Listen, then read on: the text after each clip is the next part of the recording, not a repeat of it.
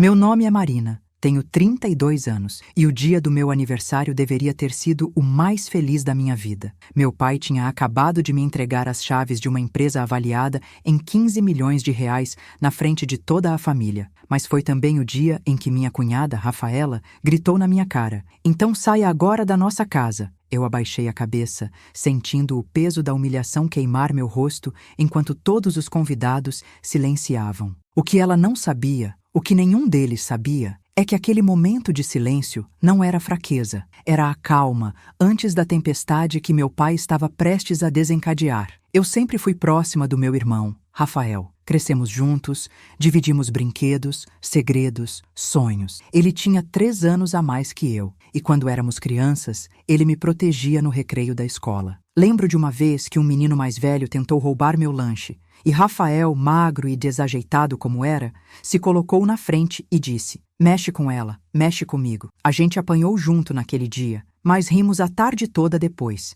Isso foi há 20 anos. O Rafael que eu conheci morreu no dia em que ele conheceu Rafaela. Foi num churrasco de amigos, 5 anos atrás. Ela chegou de vestido vermelho justo, salto alto, maquiagem impecável, cabelo liso escorrido até a cintura, unhas feitas, bolsa de marca. Rafael ficou hipnotizado. Eu entendi, ela era bonita, mas havia algo nos olhos dela, uma frieza calculista que me arrepiou desde o primeiro aperto de mão. "Prazer, Marina. Rafael fala muito de você." O sorriso não chegava aos olhos, aqueles olhos castanhos escuros que pareciam estar sempre avaliando, calculando, medindo o valor. No começo, ela foi simpática, doce até. Me ligava, pedia conselhos sobre Rafael, dizia que queria ser minha amiga. "A gente precisa se unir, né? Somos as mulheres da família agora." Eu acreditei. Boba de mim. A primeira rachadura apareceu 3 meses depois do casamento, num almoço de domingo na casa do meu pai. Eu estava ajudando a pôr a mesa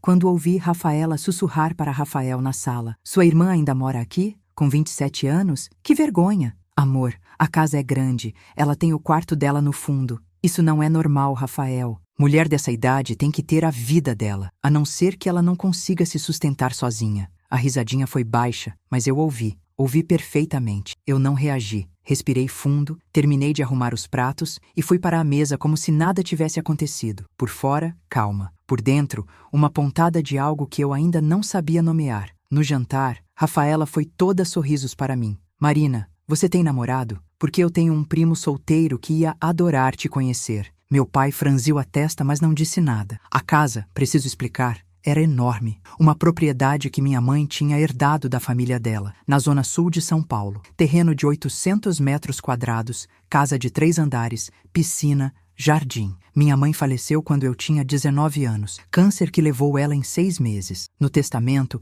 ela deixou a casa para mim e para meu pai, em partes iguais. Quando eu completasse 30 anos, a parte dele também viria para mim. Era o último desejo dela, que eu tivesse segurança, um lugar meu no mundo. Rafael recebeu um apartamento menor que minha mãe tinha, e um valor em dinheiro. Menos sim, mas ela tinha seus motivos. Rafael nunca trabalhou direito. Começava cursos e largava, arrumava emprego e pedia demissão, tinha ideias mirabolantes de negócios que nunca saíam do papel. Meu pai bancava tudo. Eu, por outro lado, me formei em administração, fiz MBA e aos 25 anos já estava trabalhando na empresa de consultoria do meu pai. Não como filha privilegiada, mas como funcionária. Entrei como assistente, subi cada degrau com suor. Aos 30 anos, quando a casa oficialmente se tornou só minha, Rafaela já estava completamente instalada na narrativa de que aquilo era a casa da família. Ela e Rafael tinham se mudado para lá 2 anos antes, temporariamente, porque o apartamento dele estava sendo reformado. A reforma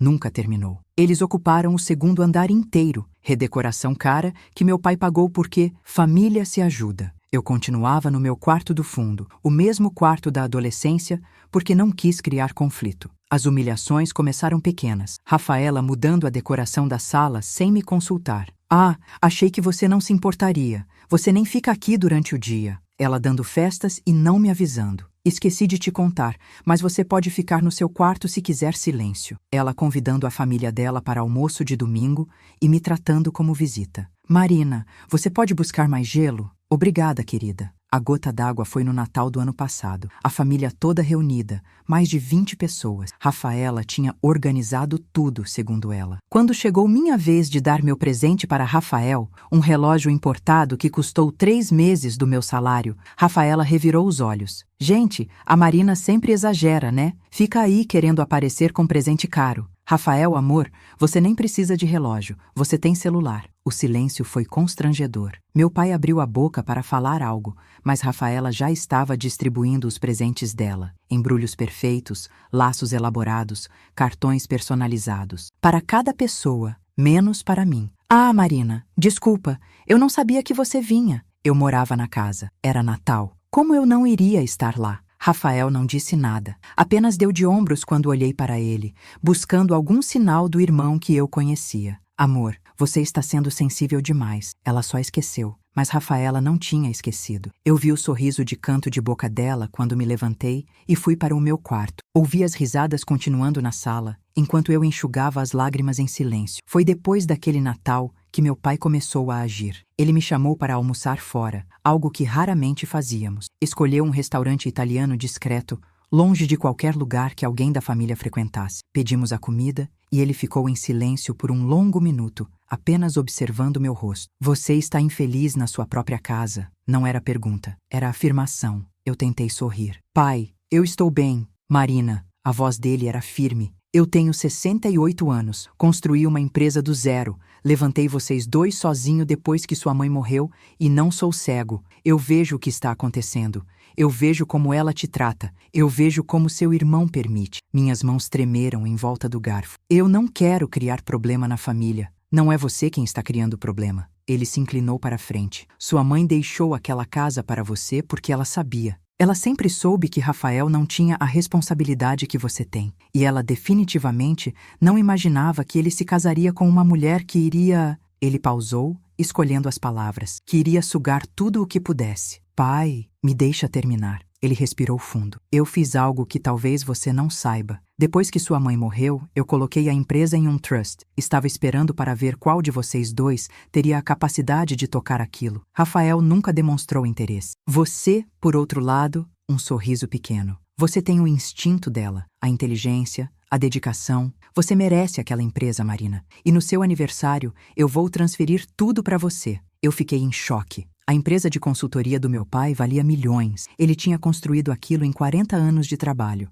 Pai, mas e o Rafael? Rafael vai receber uma quantia justa em dinheiro, suficiente para ele viver confortavelmente se souber administrar. Mas a empresa precisa de alguém que a ame, e esse alguém é você. Ele segurou minha mão. Prepare-se, filha, porque quando eu anunciar isso, vai ter tempestade. Ele não fazia ideia de quão certa estava aquela previsão. Meu aniversário foi marcado para uma sexta-feira, 15 de março. Rafaela, sempre adorando uma festa, insistiu em organizar tudo. Marina, deixa comigo. Vai ser incrível. A família toda, alguns amigos, churrasco na área da piscina. Eu não queria festa grande, mas meu pai concordou com ela. Deixa ela fazer, Marina. Vai ser bom ter todo mundo presente. O tom dele tinha algo que eu não consegui decifrar na hora. Agora eu entendo. Ele queria testemunhas. A festa começou às 14h. Rafaela tinha realmente caprichado. Decoração em tons de dourado e branco, mesa de frios elaborada, churrasqueira profissional contratada, até música ao vivo. Ela estava radiante, de vestido pink, recebendo os convidados como se fosse a dona da casa. Sejam bem-vindos.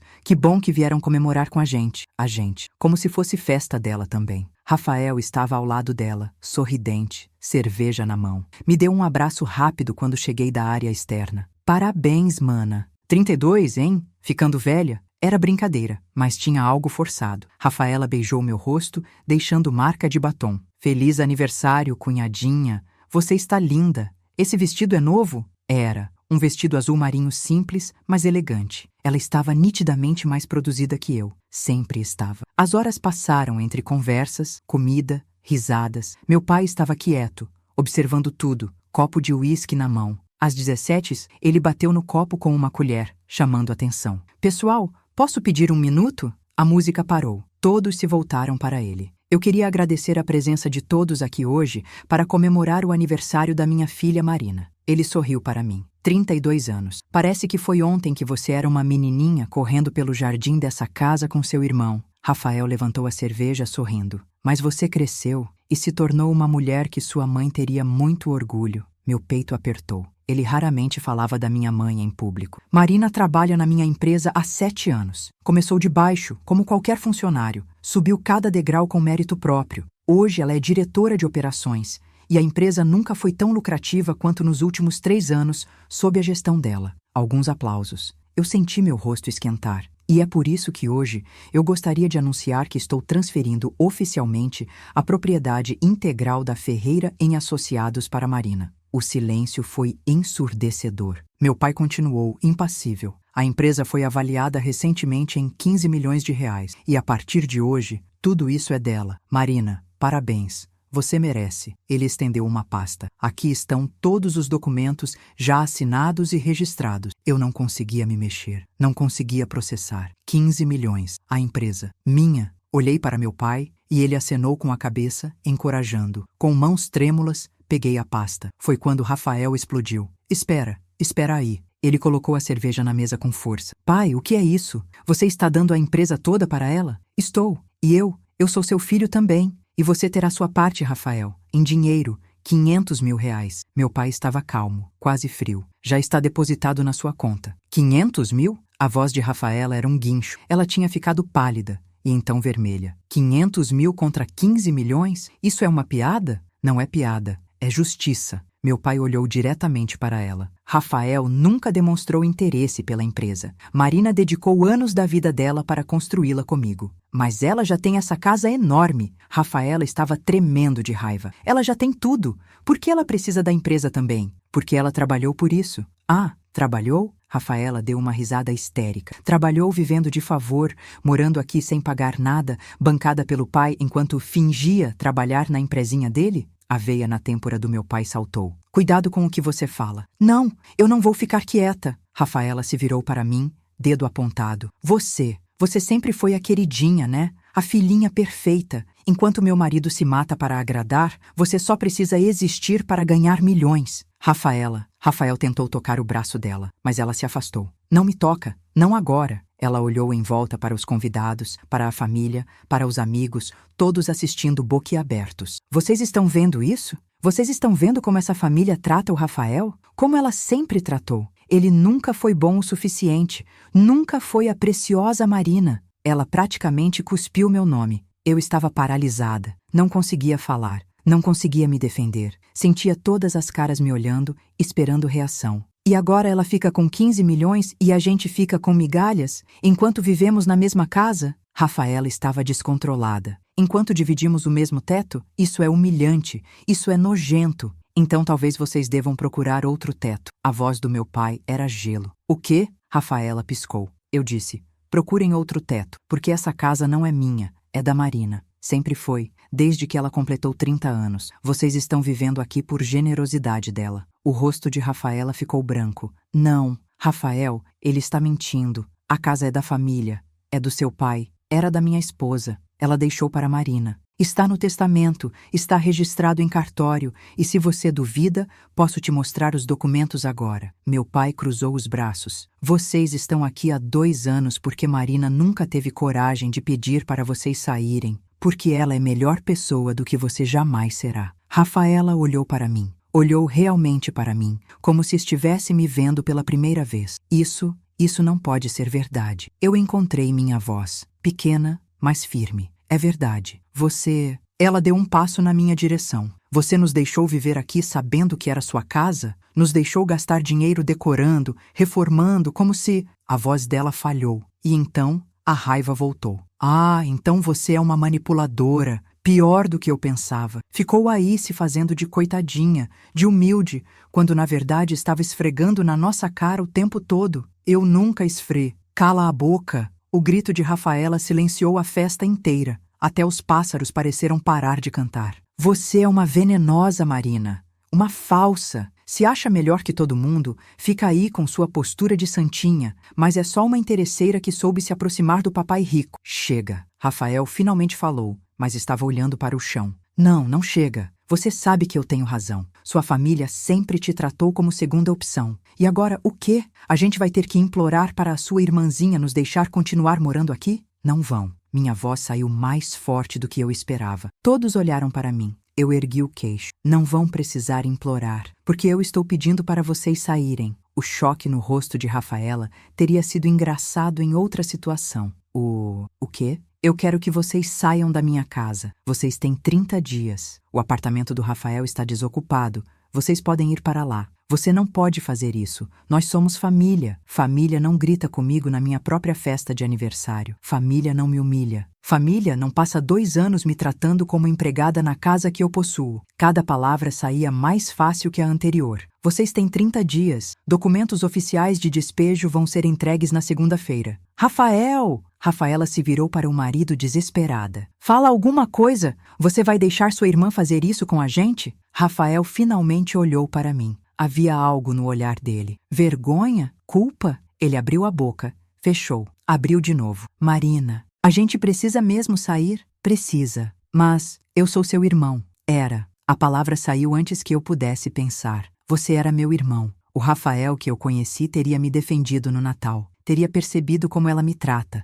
Teria ligado para mim nesses 2 anos para perguntar se eu estava bem, ao invés de só pedir dinheiro emprestado do pai. Ele engoliu em seco. Não negou nada, porque não havia negação possível. Rafaela estava respirando pesado, olhos arregalados, pulando entre mim, Rafael e meu pai. Isso, vocês planejaram isso. Isso foi um plano para nos humilhar, para nos expor na frente de todo mundo. Ela deu uma risada sem humor. Parabéns, vocês conseguiram. Espero que sejam muito felizes com os milhões de vocês, enquanto vocês vivem no apartamento que já era de Rafael e com $500 mil em dinheiro. Meu pai levantou uma sobrancelha. Sim, realmente vocês estão na miséria. Não é sobre o dinheiro. Não! Meu pai inclinou a cabeça. Então por que você passou a última 1h30 gritando sobre dinheiro? Rafaela não tinha resposta. Ela olhou em volta, buscando apoio, aliados. Mas todos os convidados estavam ou em silêncio constrangido ou sussurrando entre si. Ninguém foi defendê-la. Nem a própria família dela, tios e primos que estavam ali, pareciam dispostos a entrar naquela briga. Foi minha tia Helena, irmã da minha mãe, quem quebrou o silêncio. Marina, querida, parabéns pela empresa. Sua mãe estaria muito orgulhosa. Ela olhou para Rafaela com desprezo mal disfarçado. E é bom você limpar a casa quando sair. Você fez questão de mudar tanta coisa. Vai ser trabalhoso reverter. 1 ou 2 risos nervosos. Rafaela ficou roxa. Vocês todos são... Vamos embora. Rafael pegou o braço dela com firmeza. Agora. Rafael, não vamos. Agora, Rafaela. Havia algo diferente na voz dele. Cansaço, resignação. A festa acabou. Eles saíram. Rafaela ainda resmungando, Rafael cabisbaixo. O portão bateu atrás deles e foi como se alguém tivesse soltado um botão de pausa. A festa recomeçou lentamente. Conversas em volume baixo, pessoas se aproximando para me cumprimentar, para murmurar condolências, como se alguém tivesse morrido. E alguém tinha, eu percebi. A ilusão de família perfeita havia morrido naquela tarde ensolarada de março. Meu pai veio até mim, colocou a mão no meu ombro. Você está bem? Eu olhei para a pasta nas minhas mãos. 15 milhões de reais, a empresa dos sonhos, a casa que sempre foi minha, e um buraco no peito onde meu irmão costumava estar. Não sei. É normal não saber. Ele beijou minha testa. Mas você fez a coisa certa, e eu vou estar aqui, sempre. Naquela noite, depois que todos foram embora, eu subi para o 2º andar, para o quarto que Rafaela e Rafael tinham ocupado por 2 anos. Olhei a decoração cara, os móveis escolhidos, as fotos deles espalhadas, fotos que não me incluíam, aniversários que eu não sabia que tinham acontecido, uma vida que eles tinham construído na minha casa, me excluindo ativamente. E pela primeira vez em anos, eu não senti culpa. Senti raiva, uma raiva fria, calculada, justa. Eles tinham 30 dias, e eu ia usar cada segundo desses 30 dias para descobrir tudo o que eu não sabia. Porque se havia uma coisa que aqueles 2 anos me ensinaram, era isso. Quando alguém te trata como invisível, você vê coisas que eles não imaginam que você veja. E eu tinha visto muita coisa. Se você já foi humilhado por alguém da sua própria família, deixa um like nesse vídeo. E se você quer saber como eu descobri os segredos que meu irmão e minha cunhada estavam escondendo, se inscreve no canal e ativa o sininho, porque o que eu encontrei nos próximos 30 dias mudou tudo. Comenta aqui embaixo. Você já teve que expulsar alguém da sua casa? Como foi?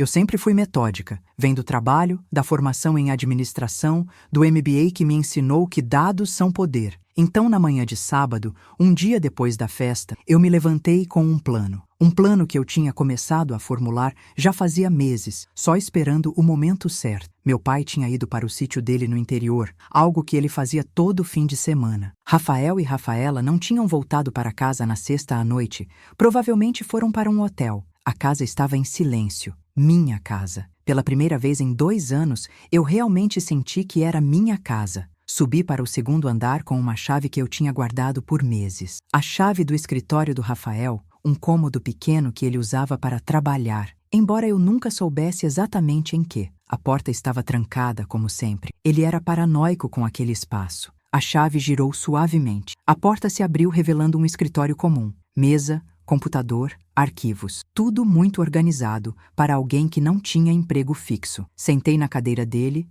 liguei o computador. Não tinha senha. Primeira surpresa. Rafael nunca foi de se preocupar com segurança digital. Comecei pelos e-mails. A conta dele estava aberta, sincronizada. Deslizei pelo histórico recente. Newsletters, spam, algumas conversas com amigos, nada demais. Mas então, eu vi uma pasta chamada RF particular. RF, Rafaela. Abri. O que eu encontrei me fez esquecer de respirar por um momento. Eram e-mails trocados entre Rafaela e um advogado. Datas dos últimos 6 meses. Assunto: contestação testamentária. Ela estava tentando contestar o testamento da minha mãe, argumentando que a casa deveria ser dividida igualmente entre mim e Rafael, ou que pelo menos parte dela deveria ir para ele. O advogado tinha respondido que as chances eram mínimas, que o testamento era claro e registrado, mas Rafaela tinha insistido. Havia e-mails e mais e-mails. Ela tinha até consultado um segundo advogado e um terceiro. Todos disseram a mesma coisa, sem base legal. A casa era minha. E havia mais. Num e-mail datado de 2 meses atrás, Rafaela escreveu: se não conseguirmos pela lei, a gente faz ela querer dividir. A gente faz ela se sentir tão culpada que ela vai oferecer a casa por vontade própria. Ela é fraca. Sempre foi. Minha mão tremeu no mouse. A frieza daquelas palavras, a manipulação calculada, todas as humilhações, todas as pequenas crueldades não eram apenas fruto de uma personalidade ruim. Eram estratégia, um plano para me quebrar. Continuei lendo. Rafael tinha respondido aquele e-mail. Amor, eu não sei se isso é certo, é minha irmã. E Rafaela, sua irmã que vai herdar 15 milhões enquanto você fica com nada? Acorda, Rafael. Família é quem te valoriza. E eu te valorizo. Eu lutei por você. Ela só pensa nela. Eu salvei tudo. Cada e-mail, cada screenshot. Enviei cópias para meu próprio e-mail e para um pendrive. Mas havia mais no computador. Uma pasta chamada Financeiro. Abri com o coração acelerado. Planilhas. Dezenas de planilhas. Gastos, dívidas, investimentos. Rafaela não trabalhava. Eu sabia disso. Mas aparentemente ela trabalhava em algo. Em gastar dinheiro. Compras online em valores absurdos. 8 mil reais numa bolsa. 15 mil reais em roupas num único mês. 25 mil reais em decoração.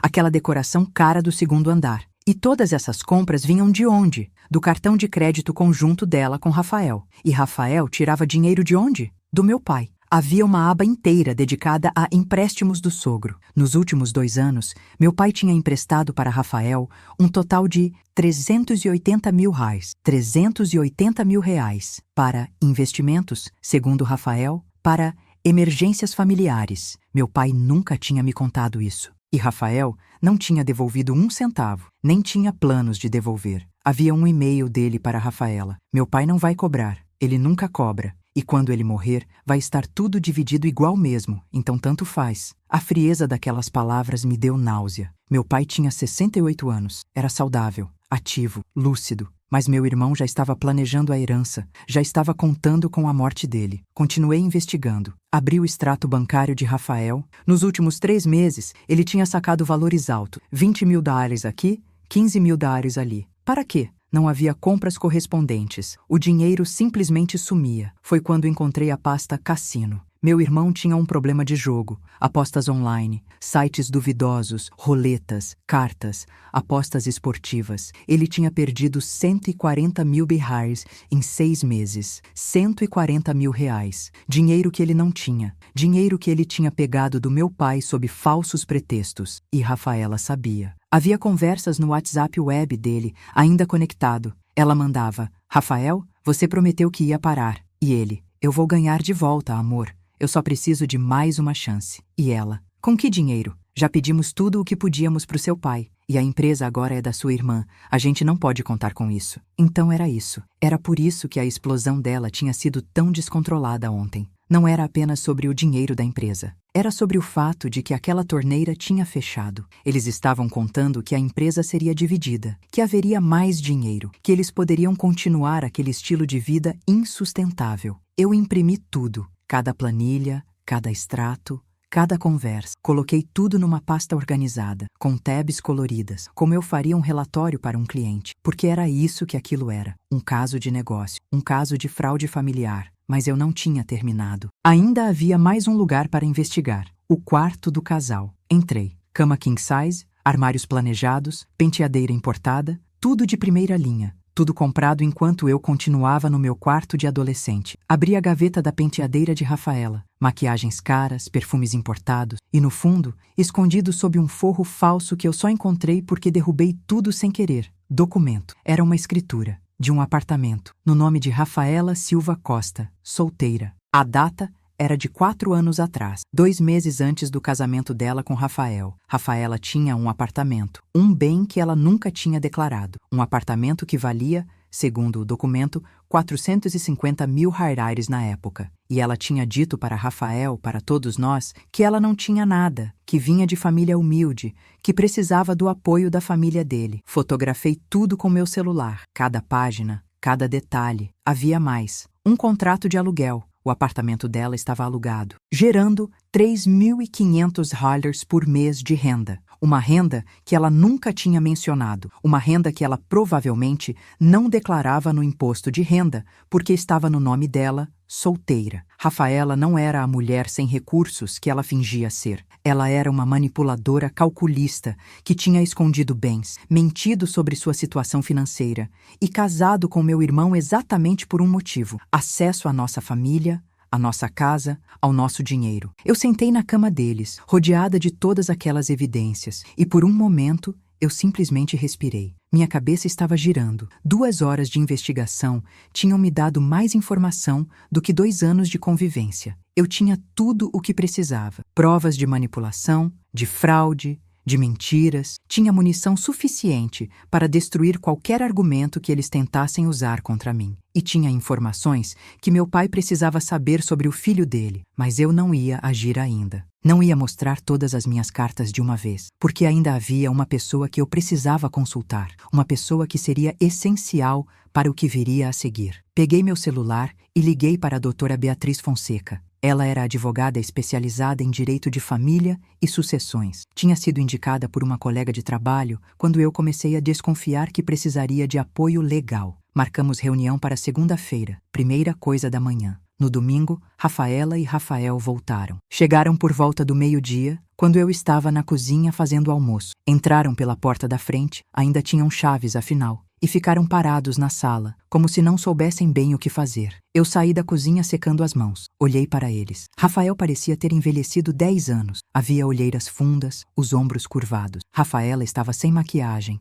cabelo preso num rabo de cavalo desarrumado, roupas amarrotadas. Oi? Foi Rafael quem falou primeiro. A voz saiu rouca. Oi? A gente veio buscar algumas coisas. Roupas, documentos. A gente vai ficar no hotel mais uns dias enquanto organiza o apartamento. Ele não conseguia me olhar nos olhos. Tudo bem. Eu mantive a voz neutra. Vocês sabem onde fica tudo. Rafaela bufou. Que generosidade. Rafael tocou o braço dela, um gesto de aviso. O quê? Você quer que eu seja educada? Depois de ontem? Depois de sermos humilhados na frente de todos? Vocês se humilharam sozinhos. Eu cruzei os braços. Eu não gritei com ninguém. Eu não fiz escândalo. Eu não exigi nada que não fosse meu por direito. Você armou aquilo. Você e seu pai planejaram tudo para nos fazer de idiotas. Não, Eu dei um passo à frente. Vocês fizeram isso sozinhos. Todas as vezes que me trataram como se eu fosse uma intrusa na minha própria casa. Todas as vezes que me excluíram, me diminuíram,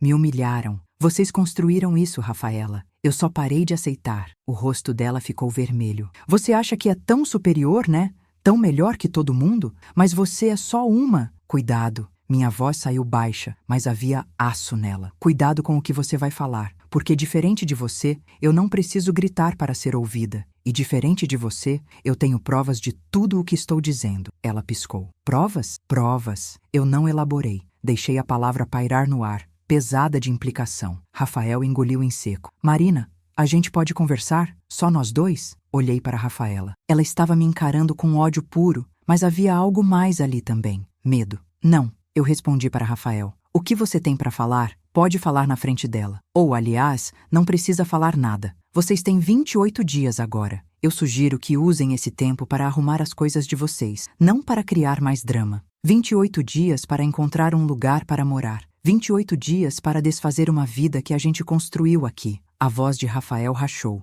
Marina, eu sei que eu errei. Eu sei que eu deveria ter te defendido. Mas não tem como a gente conversar? Tentar resolver isso? Por um momento, só um momento, eu vi meu irmão de verdade. O menino que tinha me defendido no recreio. O adolescente que tinha dividido o último pedaço de pizza comigo. O jovem adulto que tinha chorado no meu ombro no funeral da nossa mãe. Mas então, eu me lembrei dos e-mails, das planilhas, do quando ele morrer vai estar tudo dividido igual mesmo. E aquele momento de fraqueza passou. Não tem nada para resolver, Rafael. Você fez suas escolhas. Agora vive com elas. Eu me virei para voltar para a cozinha. Peguem suas coisas e vão embora. E pela próxima vez que vierem, avisem antes. Vocês são visitantes agora. Não moram mais aqui. Ouvi Rafaela começar a praguejar, mas Rafael deve ter impedido porque ficou tudo silencioso. Ouvi passos na escada, portas se abrindo e fechando lá em cima. Movimento. 1 hora depois, ouvi a porta da frente bater. Eles tinham ido embora. E eu tinha sobrevivido ao primeiro confronto pós-festa. Na segunda-feira de manhã, às 9h em ponto, eu estava no escritório da doutora Beatriz. Ela era uma mulher de uns 50 anos, cabelos grisalhos curtos, óculos de armação grossa, terninho impecável. Me cumprimentou com um aperto de mão firme e um sorriso profissional. Marina, que bom vê-la. Você disse que era urgente? É. Coloquei a pasta na mesa dela, a pasta com todas as provas que eu tinha coletado. Eu preciso de ajuda para expulsar meu irmão e minha cunhada da minha casa. E eu preciso proteger meu pai. Ela abriu a pasta, começou a folhear. Suas sobrancelhas subiram progressivamente conforme ela lia. E-mails, planilhas, extratos, fotos do apartamento escondido. Tudo organizado, tudo documentado. Depois de 15 minutos, ela fechou a pasta e olhou para mim. Marina, isso aqui é uma mina de ouro legal. Você tem provas de fraude, ocultação de bens, possível sonegação fiscal. Você tem evidências de manipulação emocional e financeira. E você tem documentação de vício em jogo. Eu sei. A pergunta é, o que eu faço com isso? Primeiro, o despejo. Você já tem base legal para isso. A casa é sua. Mas com essas provas de má-fé, especialmente os e-mails sobre tentar contestar o testamento e manipular você, podemos acelerar. Ao invés de 30 dias, podemos conseguir uma ordem de 15 dias, talvez até 7. Eu não quero ser cruel. Marina, ela me interrompeu gentilmente. Você leu esses e-mails. Eles planejaram te quebrar psicologicamente para que você desistisse da sua própria casa. Não é crueldade dar a eles o que eles merecem. É justiça. Eu respirei fundo. Ok. E quanto ao meu pai? Os empréstimos que ele fez para o Rafael? Isso é mais complicado. Tecnicamente, empréstimo familiar sem contrato é uma doação aos olhos da lei. A menos que seu pai tenha documentado como empréstimo com expectativa de devolução, ele não pode cobrar. Ela pausou. Mas ele pode parar de emprestar mais. E pode, se quiser, alterar seu testamento para refletir que essas doações antecipadas sejam contabilizadas na futura herança do Rafael. Ele faria isso? Você precisa perguntar a ele, mas você precisa contar para ele sobre o vício em jogo. Ele merece saber para onde está indo o dinheiro dele. Ela estava certa. Meu pai merecia saber. E quanto ao apartamento da Rafaela? Eu perguntei. Isso é interessante. Doutora Beatriz sorriu, e era um sorriso afiado. Se ela nunca declarou esse bem para seu irmão, pode ser argumento para anulação de casamento por fraude. E se ela não declara a renda do aluguel no imposto de renda? Ela deixou a frase no ar. Sonegação fiscal. Exatamente. Agora, eu não estou sugerindo que você denuncie ela para a Receita Federal, mas você pode usar essa informação como, digamos, seguro. Se ela tentar causar problemas, você tem munição para se defender. Discutimos estratégias por mais 1 hora, doutora. Beatriz redigiria a notificação oficial de despejo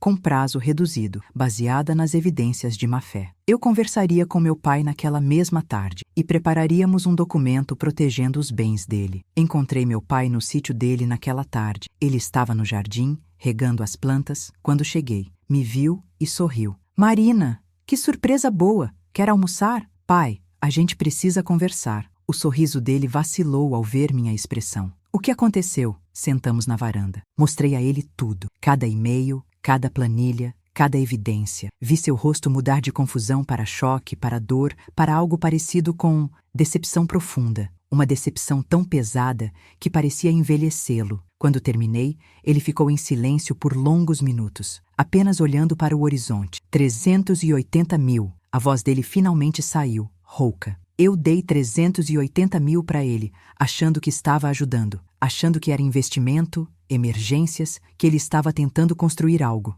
Uma pausa. E ele estava jogando tudo fora, literalmente. Pai, e o pior, ele olhou para mim e havia lágrimas nos olhos dele. O pior é que ele já estava planejando minha morte, quando ele morrer, como se eu fosse só um obstáculo temporário. Eu apertei a mão dele. Ele está doente, pai. Vício em jogo é doença. Ele precisa de ajuda. Ele precisa de consequências. Meu pai enxugou os olhos com raiva. Eu mimei aquele menino. Sua mãe sempre dizia que eu era mole demais com ele. E ela estava certa. Como sempre estava. Ele respirou fundo. O que a advogada sugeriu? Expliquei tudo. O despejo acelerado, a proteção dos bens dele, a possibilidade de ajustar o testamento. Faz tudo. Ele disse sem hesitar. Tudo o que for necessário para proteger você e proteger o que eu construí. Rafael vai receber a parte dele quando eu morrer, mas vai ser calculado descontando essas antecipações. E não vou emprestar mais 1 centavo. Você tem certeza, pai? Ele é seu filho e você é minha filha. E eu já falhei demais em te proteger. Ele apontou para as planilhas. Não vou falhar de novo. Na quarta-feira, a notificação de despejo foi entregue. Prazo: 10 dias. A base legal era sólida, má-fé comprovada, tentativa de manipulação para obter bens. Doutora Beatriz tinha caprichado no documento legal, citando cada evidência, cada e-mail, cada prova. Rafael me ligou 3 horas depois da entrega. 10 dias? Marina, 10 dias? Como a gente vai conseguir se mudar em 10 dias? O apartamento que era seu está vazio. Vocês podem ir para lá hoje se quiserem. Mas está todo sujo, sem móveis. Então contratem alguém. Comprem móveis. Vocês têm $500 mil em dinheiro, Rafael. Dá para mobiliar 5 apartamentos com isso. Esse dinheiro era para investir, para jogar? A pergunta saiu cortante. Silêncio do outro lado. É, Rafael. Eu sei tudo. Marina, como você. Seu computador não tinha senha. Seu e-mail estava aberto. Seus extratos estavam salvos. Eu respirei fundo. R$140 mil em 6 meses. Dinheiro do papai. Eu tenho um problema. Eu sei que tenho. Eu preciso de ajuda. Então busque ajuda. Procure um terapeuta. Entre num programa de recuperação. Mas não na minha casa. Não com o dinheiro da nossa família. Não mais. Marina, por favor. A voz dele quebrou. Você é minha irmã. A gente cresceu junto. Você não pode fazer isso comigo. Eu não estou fazendo nada com você. Você fez isso consigo mesmo. Minha voz saiu mais dura do que eu pretendia. Você escolheu aquela mulher em vez de mim. Você escolheu as mentiras em vez da verdade. E agora você está surpreso que existem consequências? Ela não é má pessoa. Ela tem um apartamento que ela nunca te contou, Rafael. Deixei isso cair como uma bomba. Um apartamento no nome de solteira dela, alugado, gerando renda todo mês. E ela fingiu ser pobre para você e para nossa família. Silêncio. Longo, pesado, denso. Isso não pode ser verdade. Escritura está na gaveta da penteadeira dela. Contrato de aluguel também. Você quer que eu tire foto e mande para você?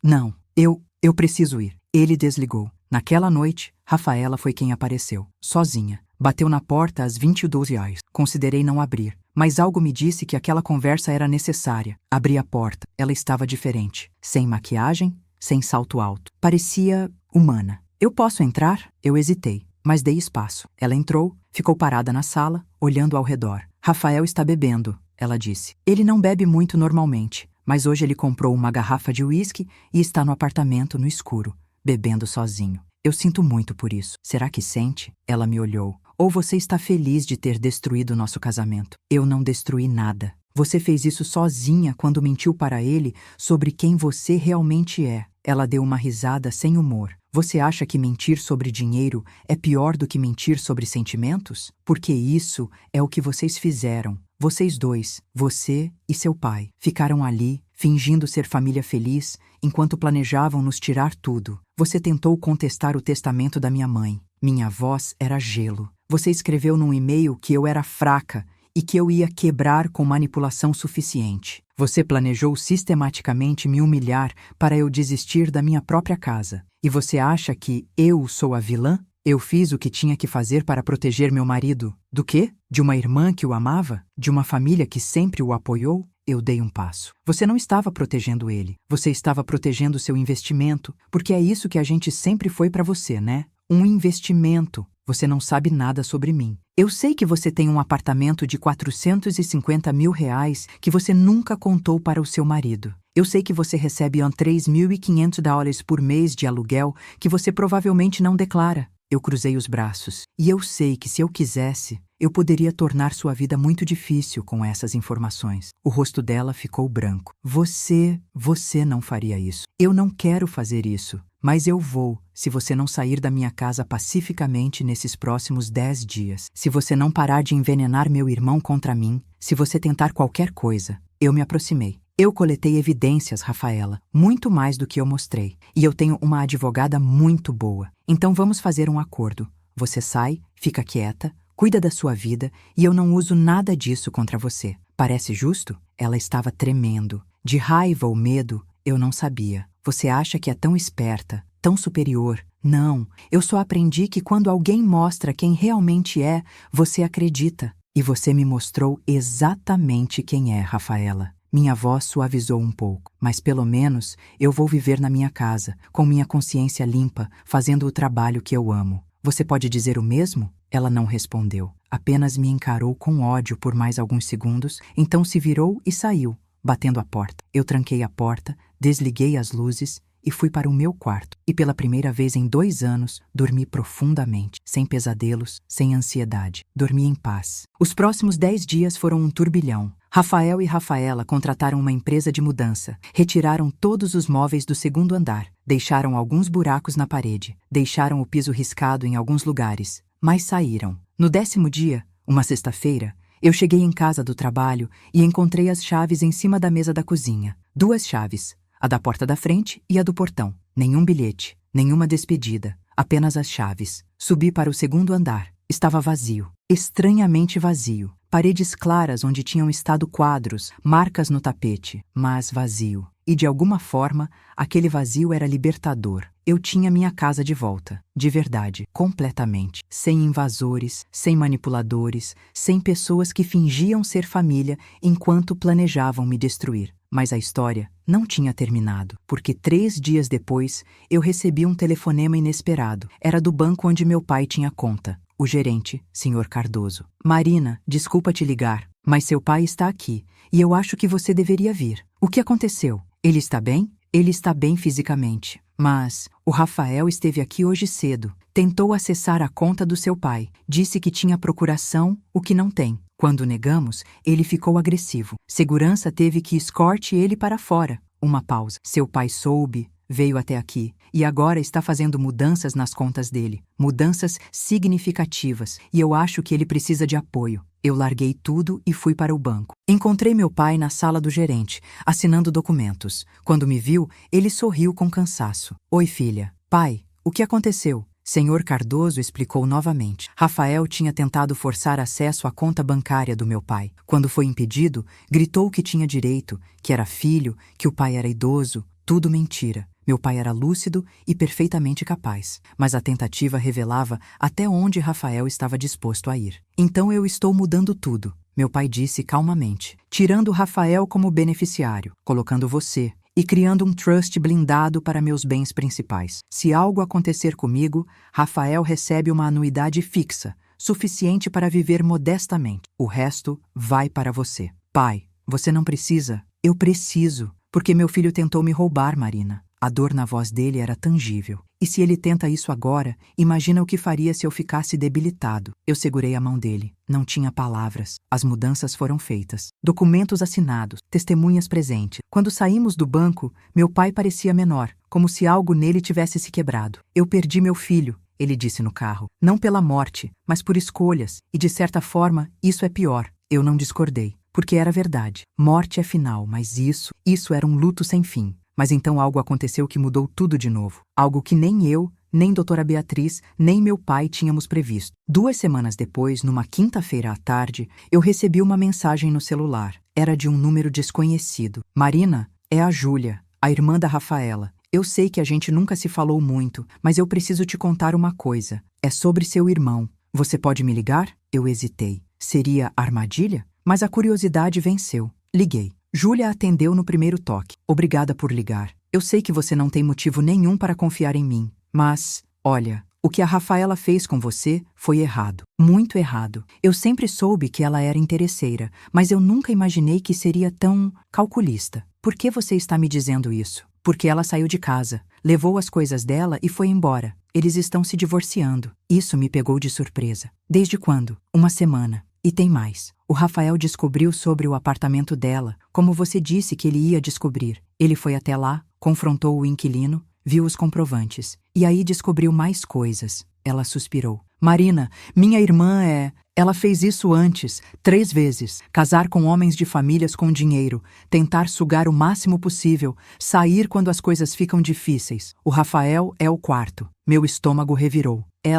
Isso é praticamente um golpe. É exatamente um golpe. E minha família sabia. Não todos, mas alguns sabiam. E eu me sinto horrível, porque o Rafael, sua voz vacilou. Marina, o Rafael está muito mal. Ele descobriu tudo. Os casamentos anteriores, o apartamento, as dívidas que ela está deixando no nome dele. Ele está destruído. E eu sei que ele não merece sua simpatia. Mas ele ligou para minha mãe ontem, chorando, dizendo que ia fazer uma besteira. E eu não sei mais o que fazer. Minha mão apertou o telefone. Que tipo de besteira? Não sei, mas minha mãe está preocupada. E eu achei que você deveria saber, porque no final das contas, ele é seu irmão. E mesmo depois de tudo, eu acho que você se importa. Ela estava certa. Eu me importava. Por mais que doesse, ele ainda era meu irmão. E a ideia dele fazendo uma besteira me encheu de pânico. Desliguei e liguei para Rafael imediatamente. Caiu na caixa postal. Liguei de novo. Caixa postal. Mais 6 vezes, sempre caixa postal. Liguei para meu pai. Pai, você falou com o Rafael recentemente? Não. Por quê? O que aconteceu? Expliquei rapidamente. Ouvi meu pai praguejar. Eu estou indo para o apartamento dele agora. Você consegue encontrar comigo lá? Já estou indo. Chegamos no apartamento quase ao mesmo tempo. Meu pai bateu na porta. Nada. Bateu de novo, mais forte. Rafael, abre a porta. É o pai. Silêncio. Eu olhei pela janela. As cortinas estavam fechadas, mas havia uma fresta. Espreitei. Dentro estava escuro, mas eu conseguia ver movimento, uma sombra. Ele está aí dentro, eu disse. Meu pai pegou o celular. Vou ligar para o chaveiro. E se ele não responder quando a porta abrir, eu ligo para a emergência. Levou 40 minutos para o chaveiro chegar e abrir a porta. 40 minutos angustiantes. Quando a porta finalmente se abriu, o cheiro nos atingiu primeiro. Álcool, lixo, mofo. O apartamento estava um caos. Garrafas vazias por todo lado, pratos sujos, roupas espalhadas. E no sofá, encolhido numa bola, estava Rafael. Ele não estava inconsciente, mas estava claramente bêbado. Muito bêbado. Quando viu a gente, começou a chorar. Soluços profundos, desesperados. Eu estraguei tudo.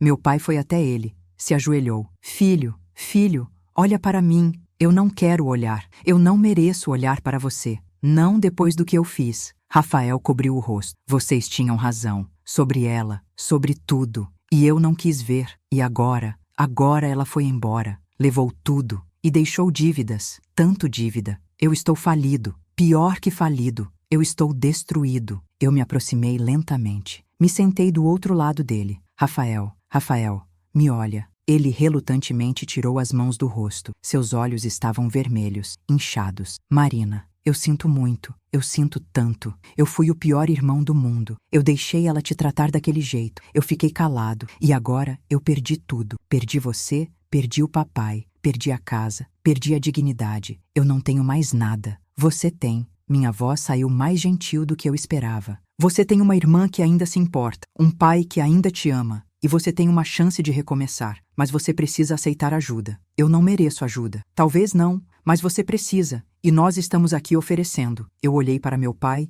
e vi lágrimas descendo pelo rosto dele. Mas tem condições, Rafael. Você vai para a rehab, para o vício em jogo, para o álcool, você vai fazer terapia, você vai aceitar que tem problemas e vai trabalhar neles. E você vai lidar com essas dívidas de forma legal. Mas você não vai fugir, não vai desistir. Você vai enfrentar. Ele soluçou. Eu não sei se consigo. Você consegue. Meu pai segurou o rosto dele. Você vai conseguir, porque você é meu filho. E eu não vou perder você. Nós passamos as próximas horas limpando o apartamento, jogando fora as garrafas, abrindo janelas. Chamamos um médico amigo da família para avaliar Rafael. Ele estava desidratado, desnutrido, mas sem risco imediato. O médico recomendou internação voluntária para desintoxicação, seguida de tratamento intensivo. Rafael aceitou. Foi a primeira vez em meses que eu o vi fazer uma escolha saudável. Na manhã seguinte, nós o levamos para uma clínica especializada. Era cara, mas meu pai nem piscou ao pagar. Quanto custa a vida do meu filho?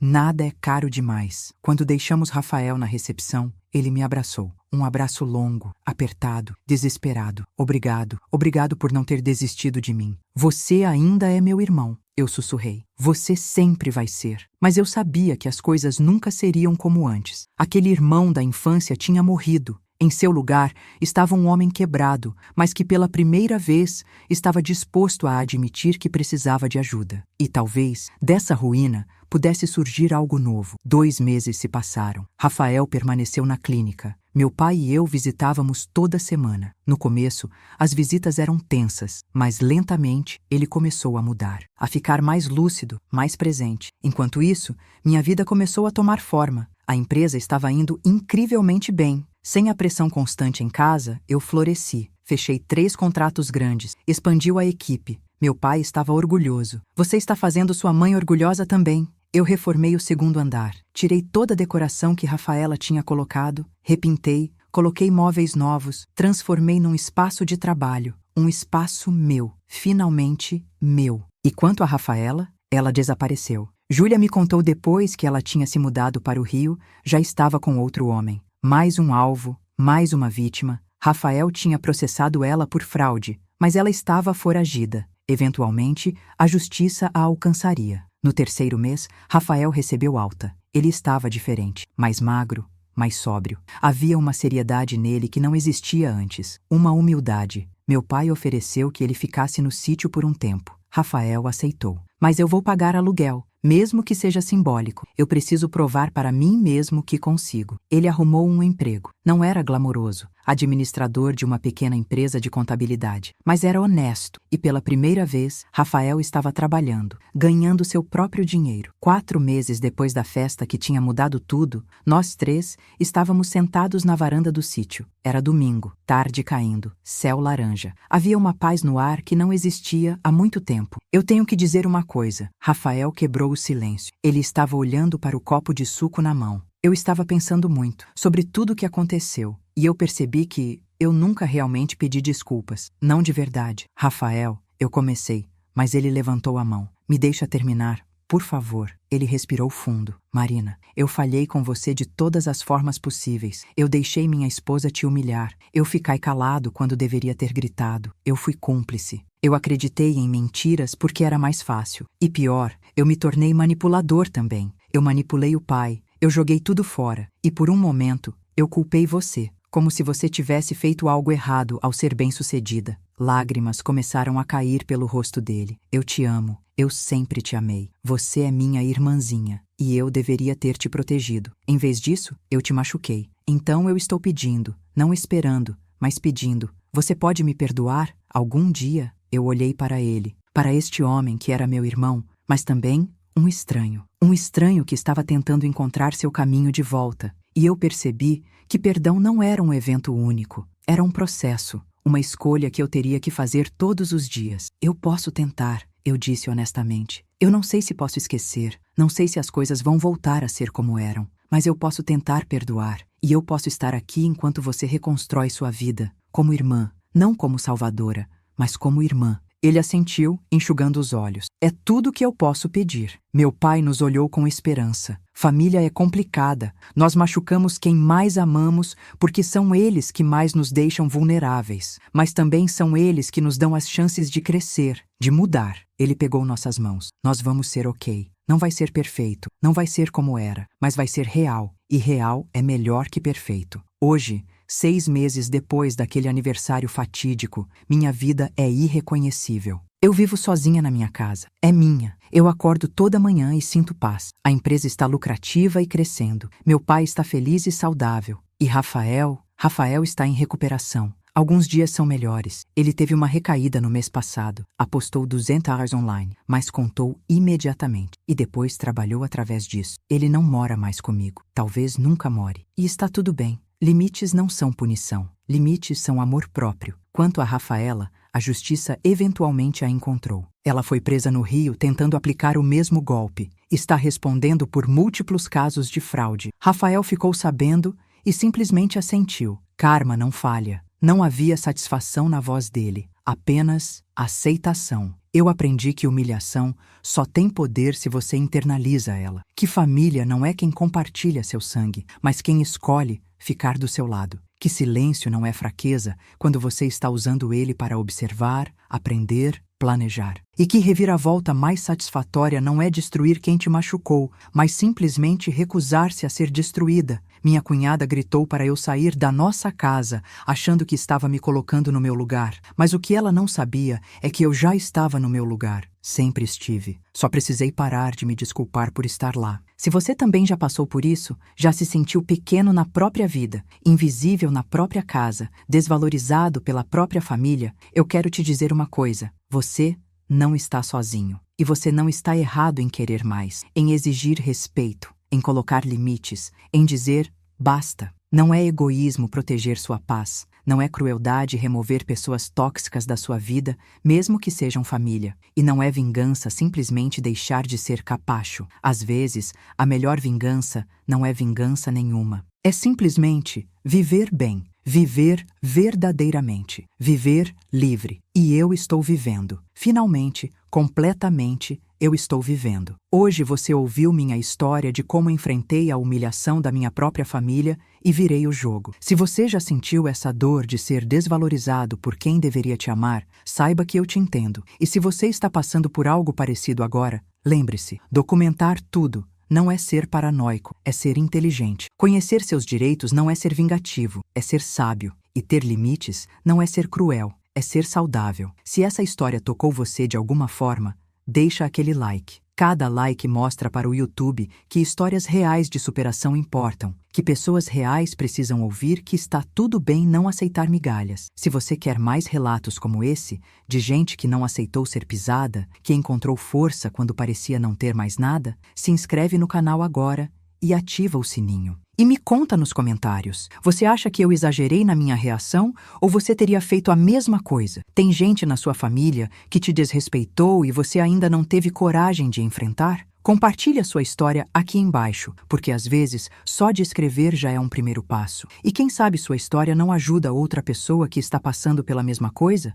Compartilha esse vídeo com alguém que precisa ouvir que está tudo bem colocar limites, mesmo que seja com família. Você pode estar ajudando alguém a encontrar a força que precisa. No próximo vídeo, eu vou contar a história de como minha vida mudou depois que eu parei de aceitar ser tratada como segunda opção. Como a empresa cresceu 300% no primeiro ano. E como, ironicamente, essa foi a melhor coisa que poderia ter acontecido, não só para mim, mas para o meu irmão também. Porque às vezes, as pessoas só mudam quando as consequências se tornam reais. Obrigada por ter ficado até aqui, por ter me ouvido, por ter me acompanhado nessa jornada. Sua presença importa, seu like importa, seu comentário importa, você importa. E se você tirar só uma coisa desse vídeo hoje, que seja isso. Você merece respeito, você merece ser valorizado e você merece viver em paz na sua própria casa, na sua própria vida. Não peça permissão para isso. Não se desculpe por isso. Apenas exija. E se as pessoas te amarem de verdade, elas vão respeitar. E se não respeitarem, você já tem sua resposta sobre quem elas realmente são. Até o próximo relato. Fique bem, fique forte e lembre-se, você nunca está sozinho.